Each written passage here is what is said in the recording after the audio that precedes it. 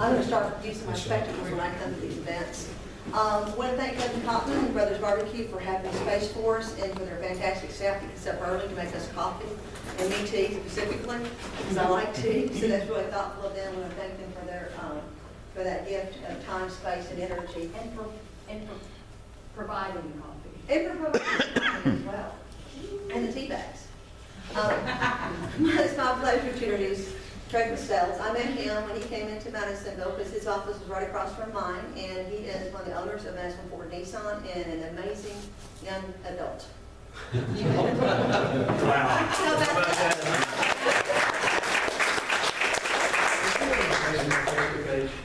This is one of the problems with business right here.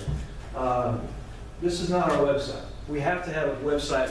Ford requires us to have a website. So we have this Ford website that we don't use. And then and Ford's paying all this money to bring it up in the Google searches. So when people go there to look at it, they're like, doesn't have pictures. I mean, so in effect, I'd have 3 different websites if I did. Well, I do have 3 different websites. But anyway, that's why this is our actual website that we use. And I was going to do the Facebook because it's got pictures of the store in the background. My name is Craig Questelle. I'm the managing partner of Madisonville Ford Nissan. We've been in town for 3 years now. A little bit of background on myself. I'm from a little town called Harrisburg, Illinois, which is 74 miles away from here. My dad was a coal miner. My mom was a school teacher. I got into the car business out of college. I went to the University of Illinois Champaign. I'm not a University of Illinois fan, though I am a Wildcat fan. Yeah. But out of college, I went to work for Ford Motor Company. And I started in Seattle, Washington as a factory representative calling on the dealers. And the very first dealership that I ever visited was a little small store just outside, about an hour outside of Portland, called Canby Ford in Canby, Oregon. And I'll never forget, I walked in that day, and as I was walking in, they handed me a message and said, "You've got to call back to the store." This is back in 1991. We didn't have cell phones back then. So I called back to the office, and they said, "You have to sell before you go home tonight 20 new F-Series. The plants are going to shut down if you don't sell these trucks. You got to sell these trucks." So okay. So I sat down, and I was just completely defeated because I hadn't even talked to these guys yet. And they said, "What's wrong?" And I said, "I got to sell 20 F-Series today, or I can't. That's basically what I got to do, or I'll lose my job. I guess, I don't know. This is my first day." Guys like, "Well, I'll take 20 F-Series, so don't worry about it. Let's talk about business." And from then on, I was hooked. For the next 5 years, I went into stores, small stores first, and kind of as you progress, you go up to the bigger stores. But every time I walked into a dealership, there was this attitude that never anything that I'd ever done before that I had come across. And I played sports, and I was real active in sports. And walking to the dealership was like the closest thing that I can tell you to being in a sporting event, because every month's a new game. You got coaches and their managers, you got players that are salespeople, they're technicians, and every single day is like a new game, and every month's a new, series or whatever you want to call it. It was just this activity and this motivating factor that came out of dealerships that I just wanted to be part of. I worked, like I said, I stayed with Ford for 12 years. We moved 6 times in 12 years, and then our Orlando stop.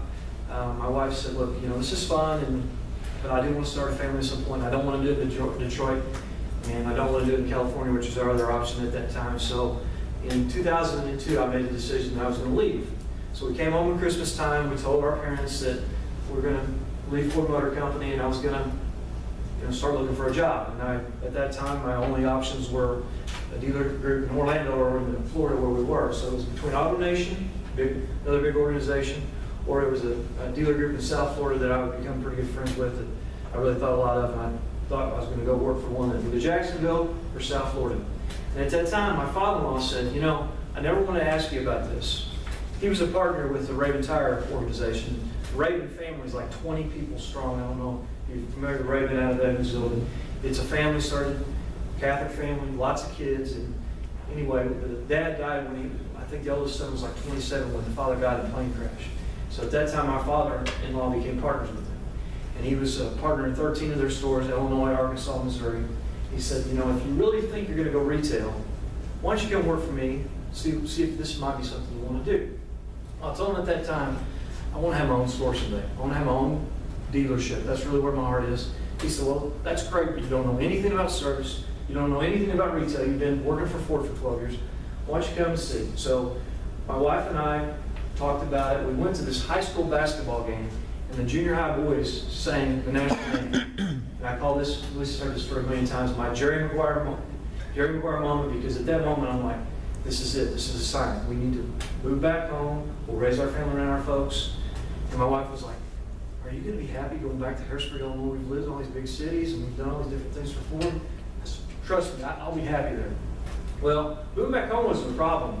The problem was that I hated the tire business.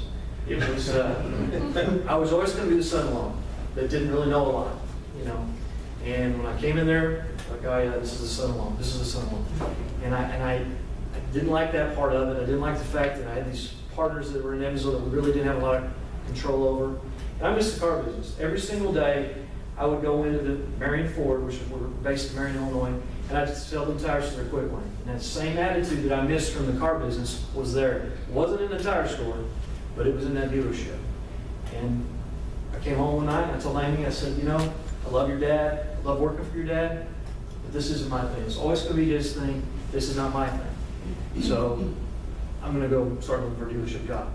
So she's like, okay, well, I don't want to leave home. So I called the owner of Marion Ford up at the time, and I said, hey, I know you don't know this, but I was in the car business for a while, and if you ever have an opening, I'd like to talk to you. He said, do you not know what happened here on, this was a Thursday. He said, do you not know what happened on Tuesday? And I said, no, I really don't. He said, I fired my used car manager on Tuesday. He said, I don't think you'll make a very good used car manager, but he said, you probably will make a pretty good new car manager. So why don't you come down, we'll talk, and we'll see what we can do. So at that time, the owner was a gentleman named Don Fisher. This was July, the 4th of July weekend, 2005, is when it was basically all went down. At that time, I became the new car manager. The prior new car manager was somebody who was being trained. Is it only 6 minutes? Yeah.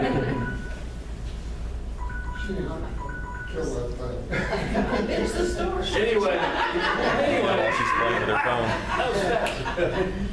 Anyway, he agreed at that time that basically what the plan was, Brad Poole, which was the other manager, that when the opportunity came along, he'd give us the opportunity to buy in. Well, fast forward 6 months, this guy named Mike Absher comes in. He just had created this software company, and he sold it. He was about 35 years old, a lot of time on his hand, a lot of money in his hands. He came in and said, what will it take to buy this store? And Don Fisher said, this ridiculous number, and he said, okay. So that meant Brad and I were out.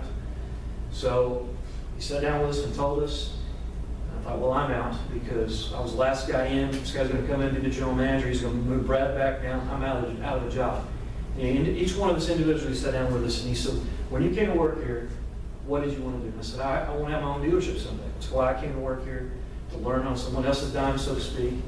He said, well, I'll tell you what, when the right opportunity comes along, you and I'll do something together. Fast forward now, January 2011, we got a call from a broker out of Texas. There was a little Ford Nissan store in Madisonville, Kentucky for sale. My partner Mike said, I think this is the opportunity for you.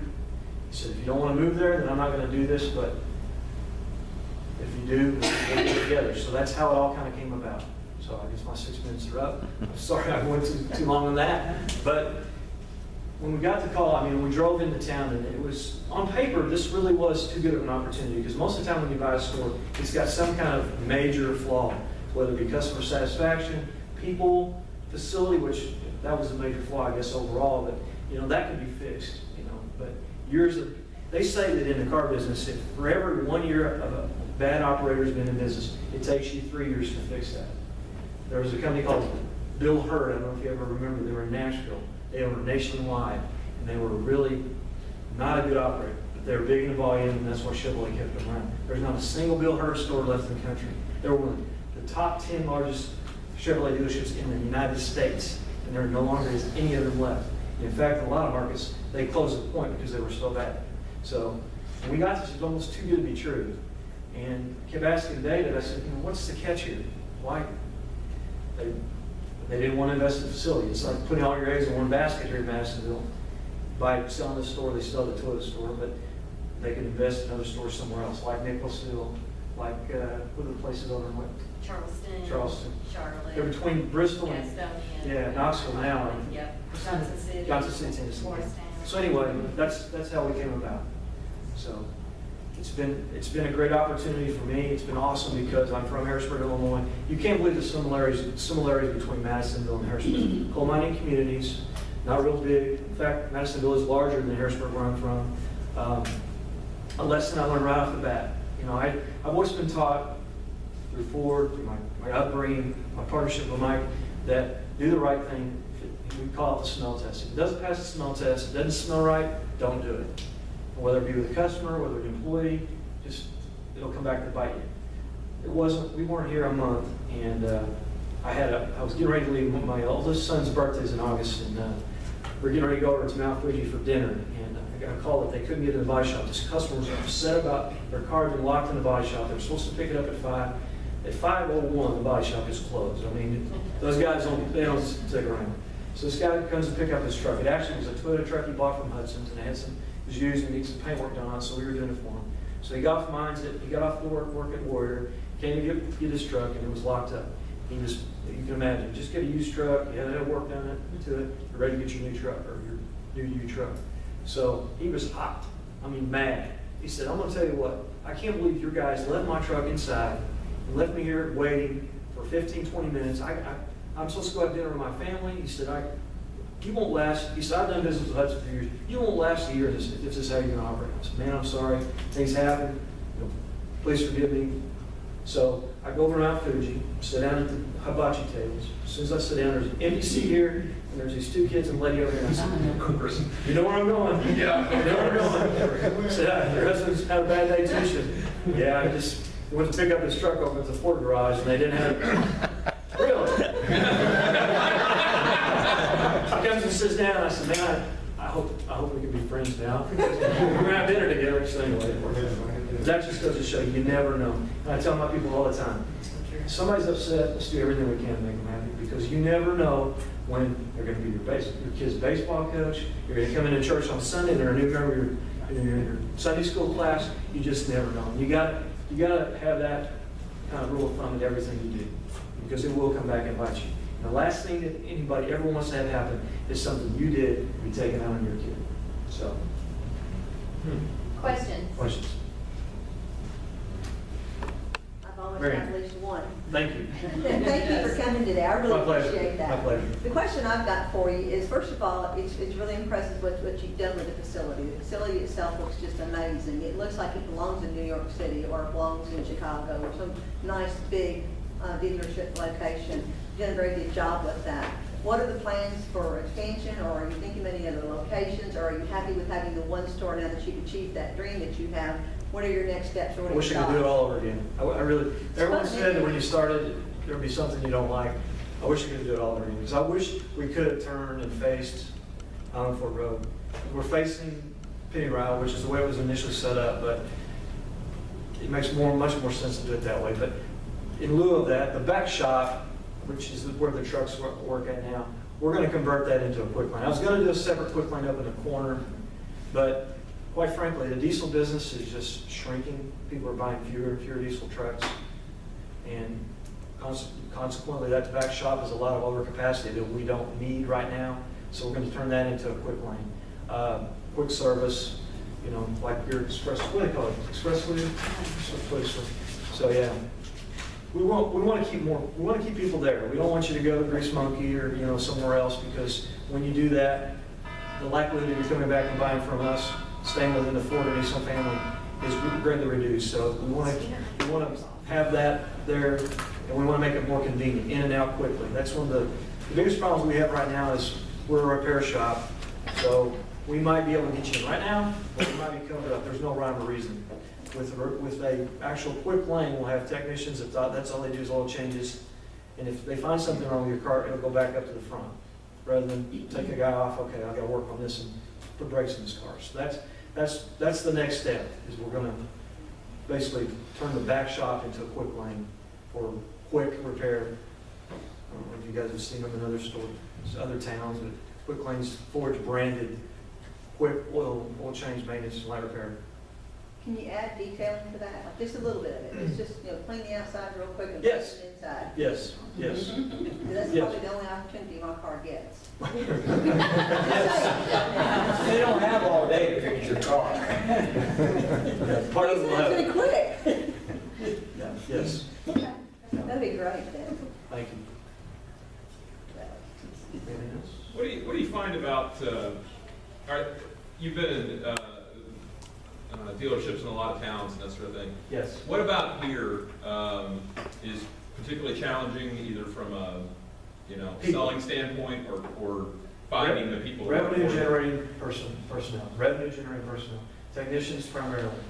The coal mines, let's face it, they can make a lot more money, have better benefits, working in the coal mines, working on diesel engines or, doing maintenance in the coal mines. Salespeople wise, same thing. I mean, there's a lot of different opportunities. I think our proximity to Madisonville too on the tech side, it's a bidding war to get a technician. How do you get them? We pay a lot of money. Yeah. Yeah, I mean, diesel tech does not make you any money anymore, in my case. I have to have one, and glad I do, but, month in and month out, Lisa knows this, you're paying them more than they're generating. You have to pay them a guarantee. It's just the way it is, because of all the manufacturer requirements we have, that they have to be trained. And if I lost one of my Nissan tech, it would have taken 2 years to get a guy trained to do Nissan, because of the lack of training courses they have. It's the revenue generating personnel is hard. Sorry. Ronnie? Your online market, do you Yes. have a sales staff that just sells vehicles online? Everything kind of is funneled through one employee. I got a guy named Darren Ramey, who we found that most people online are looking for a relationship still. Whether they send an email, whether they call, they're still looking for that relationship. So Darren kind of filters, Darren handles it from the start. He kind of filters what we got, and then he tries to hand it off to a salesperson that best meets the requirements, whether it be a commercial application or where they're from, Nissan or Ford. We got kind of product specialists on each one, so it all gets funneled through Darren. So what percentage of your business comes from, let's say, outside the county through the internet? 90% of our sales come within a 50-mile radius. 90%? 90%. 50 miles. Yeah. Now, we pull from Evansville, Clarksville? Sure. But the majority of our sales are within that 50-mile radius. I think the last time I checked, I want to say it was like 75, 78% for neighboring towns, whether, Hopkins County, Muhlenberg County, Webster County, that kind of thing. But the majority of our business is what I consider local. Yes, ma'am. I have another question for you. Now, the average used to be 2 years to 2.5 years people trading their vehicles in. What do you find that the average is now? It's longer. I don't know off the top of my head, but it is definitely longer. I think between the prices of cars going up and we as a dealer body putting people in the longer finance contract terms, means I'd say probably the average is 66 now, average. So people are going 72 longer. Yeah. So that's pushing it out there, which is another reason why maintenance makes so much more sense. Because you're going to keep your car longer, you're going to take care of it longer, right? Yes. What are you focusing on in your marketing at? The internet presence is real important to us. She asked about advertising. The internet for some people has been great. It's all what you make of it. And certainly by your Google search and doing what you've done, it makes the playing field the same. Whether you're a little guy in Madisonville, Kentucky, a little dealership in Madisonville, Kentucky, it makes the playing field all the same. We get people calling from California. We get people calling from all over to find something online. So, but at the end of the day, it's still the local people. Yes. Yes, this is my question of the day. What do you wish that people knew about you or your business? That even though we don't have it in stock, that we can get it. We're part of a 5 dealership group. That's something that, quite frankly, probably doesn't mean a lot to most people. But with that comes the fact that we've got over 400 used cars that we can pull from. Got a customer, she works at the Y, one Nextera. We haven't had a used Nextera in quite a while. She mentioned it to Amy at the Y meeting the other day, my wife. So I really want Xterra, but you guys never have a used Xterra. So what? Let me see what Kirk can find. They have one in our Marion store, so I brought it in last night. So we've got stores in Marion, Illinois, Paducah, Kentucky, Cape Girardeau, Missouri. So we can pull from those other stores and get other things. So, yes, Liz. I just want to, Craig's saying so much of the things that, are relevant to Hudson. And one of the things that I think that for our group and for this area, we need to grow as a population.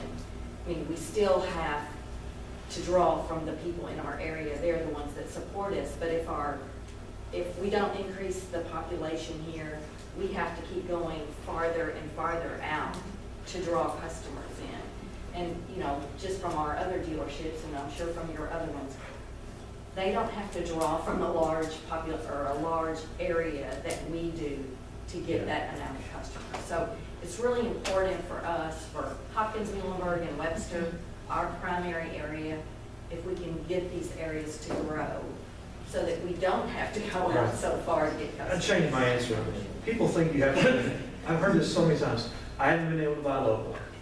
I'd get a better deal in Madisonville or Nashville. The fact of the matter is you really can't. I mean, you look at it, what does it cost to do it? What's the cost of business in Nashville or Evansville? Think about it. You guys are entrepreneurs, small business people. I mean, advertising alone, I guarantee you, DPAC spends $100,000 a month in TV advertising. That's got to go somewhere, But you look at the people portion. They employ 100 people versus the 40 or 50 that we do. It's so much the cost to do business is so much more in a big city. They got to be making it from somewhere. Now I'm telling you, they're not giving away cars to people from Madisonville and taking advantage of their own market. We all pay the same. Whether you buy 100 cars from Nissan or you buy one car from Nissan, the price is the same. So give us an opportunity. That's all I say. Give us a chance, and if we don't earn your business, hey, you're going to buy from us anyway, right? We know that. I lived in Evansville for 12 years, and I will tell you that if people think they're going to get a deal, they will come here. I mean, there are lots of people that come to Hudson to buy Toyotas because they're tired of dealing with, issues. But, we sell a ton of cars in Owensboro. yeah, same thing. They'll come if they think it's, sometimes it's perceived. Yeah. If you're giving them good service, that's what matters. What's funny, I think, is, I don't know about you guys, I'm sorry, Henderson people don't come here at all. We sell a lot of cars in Owensboro, but we'll sell a few in Evansville, but nobody comes from Henderson. And I don't know if they've done such a great job of convincing people that cigarettes, gas, and cars are cheaper in Henderson or what it is. But they don't cross over. It's funny that you say that because I was going to be a testimonial for you, so I was trying to wait till a little bit later in this to do it. But my husband decided, I told him, I asked him, I said, please go get rid of that truck of yours. Please go get you something else while I'm still working to drive or whatever. Well, he immediately set out to find me something else so that I would have the bar bank. He goes to Madisonville Ford, he stops by us, he goes everywhere, and he ends up in Henderson. And he's over there, and he comes home and he goes, I found you a Mustang over in Henderson, blah, blah, blah. I'm like, forget it. I'm not going to Henderson. I said, you're going to go to Madisonville Ford, you're going to go to Hudson, or you're going to go to Pope. That's the only 3 places I will do business with. I'm not doing other. He goes, well, this guy's made us a really good deal. He says, we won't beat it anywhere. So I go, fine, Denny. So I go to Madisonville Ford. Not only did they beat the deal by $1,000 from what Henderson had priced, but it also had more options. Well, don't send And it wasn't on your lot. It wasn't on your lot even. You got it for me, saved me $1,000. So of course he's just furious with Henderson. He just wants to go back over there. That guy's like, oh, you just did the best deal ever. So anyway, thank you, Craig. Thank you, Wanda. Thank you. Thank you for your pricing, thank you for everything. Thank So, you. Any other questions? I'm even okay. Training of your sales staff, is that, use a national program to do that, or you use a spin-off of We that? do use a national program. It's something that we started with in our Marion store. It's called information-based selling. We get together as a group. We take all 5 stores, meet in Paducah, January for a week, and then in February for a week. And then after that, we basically cascaded and drilled down on it every single, we have sales meetings every single day at 8 o'clock. So we drill through our sales process. Quite frankly, it's intended to be different from everybody else. We try to give you trade value up front because so many times people, well, you got to pick a car before we can tell you what your trade's worth because that's called the old over-allowance game. So we try to be different in that aspect. We encourage our guys to, we're going to give you everything you need to know to make a car buying decision, and you can leave. That's one of the things that we encourage our guys to, we're going to give you our price, we're going to give you payments, figures on your vehicle before you leave today with no obligation. Because so many other dealerships play the, well, you can't get this, you can't beat this deal anywhere else. Well, let me try. Just put your numbers in writing and let me leave and let me try. You know? So, do we lose some deals that way? I'm sure we do. I mean, it's a vicious cycle, but Well, we deal with, we're a software company, and we're finding one of our main competitors is not doing the information approach like you are, because that's odd. Yeah. Because usually you go and you say, well, this deal's only good for X amount of time, and here's what your payment is, and you ask, well, how much total cash is it? And they'll go, well, here's the payment. And you're like, no, how much? Yeah. And it sounds like you guys are giving that. I know we've looked at cars before, and you guys do exactly that. You know, Thank you. here's what you get. one of the other things is interest rate. I mean, interest rate is we use an average interest rate when we get a worksheet. And it does, people are like 7, 4, 9. I mean, I hear 0%. Yeah, that's right. But we don't run people's credit. That's another thing that we don't think it's any of our business to run people's credit. I mean, that's another thing that slows down the whole process too. But do you find people accept, what do you find from the customer, me as the customer who approach, and you've almost switched the game with buying a car?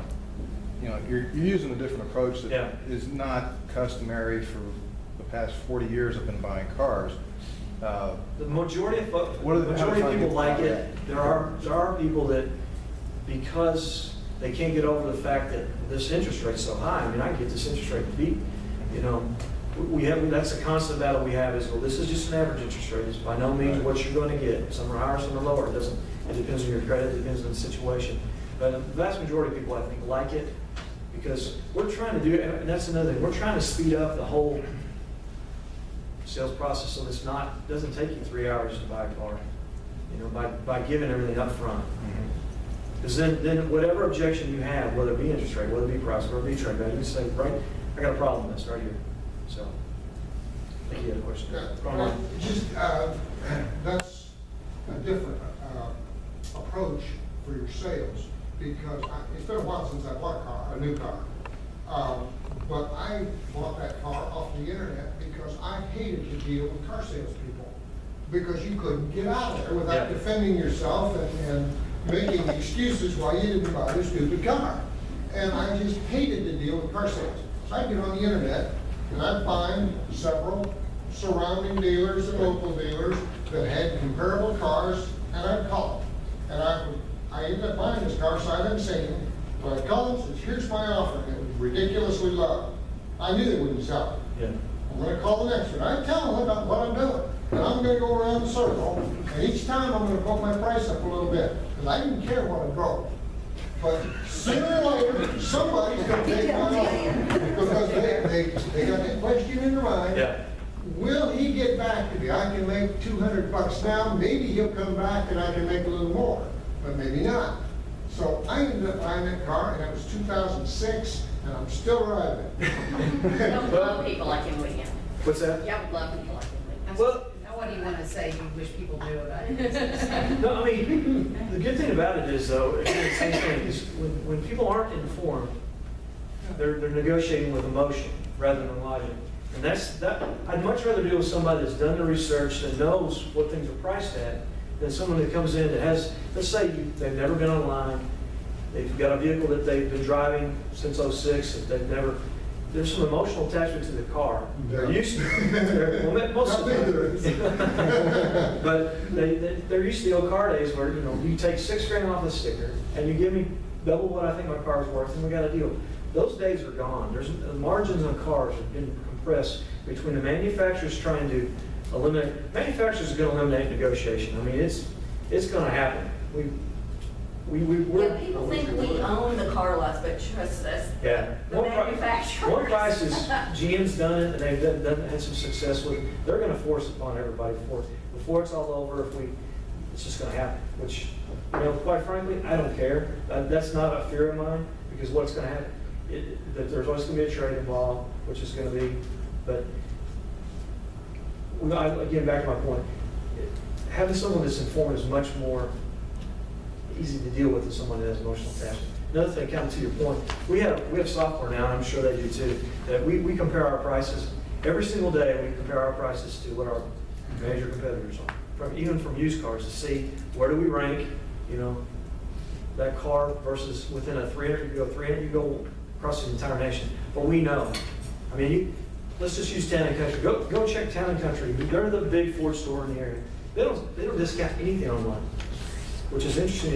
If you wouldn't even bother calling this problem, because everything is its sticker. Now our prices, we discount everything off. We have our e-price up there, so that way we don't get it. I don't do a trade-in. What's that? I never do a trade-in. Yeah. So I mean, it's interesting how different people decide to go to market. We feel like by putting e-price on there, we'll get a call. You know, go from there. I have one suggestion, and I think we're out of time. Okay. My suggestion is that you've already given them a price and a price point based on interest. Why don't you give them a low, a medium, and a high-end interest so that they can see different variations in case they do take that somewhere else. And they say, oh, we can give you 4%. That's no longer a problem for them. They already see 4% here as well. And my second thing is if you're doing a price check anyways across the board, why don't you give them a price check of other vehicles and other areas that are around them so they can already see what's available out there. Yeah. So that you've done your due diligence and yet you're fairly priced. We do, the second thing is great, we do that now. So when you come in, we show you. Okay. I'm gonna shop your price, well, we show you where we're at. Okay. So we print that out. The thing about interest rate is, We got 2 minutes. Sure. okay. Interest rate is something there's no longer negotiating on interest rate. Lisa will back me up now. The banks pay us a flat fee to send the business to. It's not the old days where we marked up money, like, Ken knows what I'm talking about. I mean, dealers, if you qualify for a 2% rate, dealer can mark it up 2 points, that's what they got paid on. Those days are gone. So as far as negotiating rate, those days are gone because of government regulation and the fear of, did anyone see what Bank of America paid in the fee? Yes. Yeah. I mean, so you're gonna get an interest rate you qualify for. This is what your rate is. They're gonna pay us a fee to get, you know, a flat rate. It has nothing to do with it. It won't impact your interest rate at all. So the days interest rates being negotiable in the F-hours, whatever, those days are gone. So that's one reason why we're hesitant to say, you know, because we do have the difference between our Marion store and here as far as credit goes is night and day. Thank you very much for having me. Great.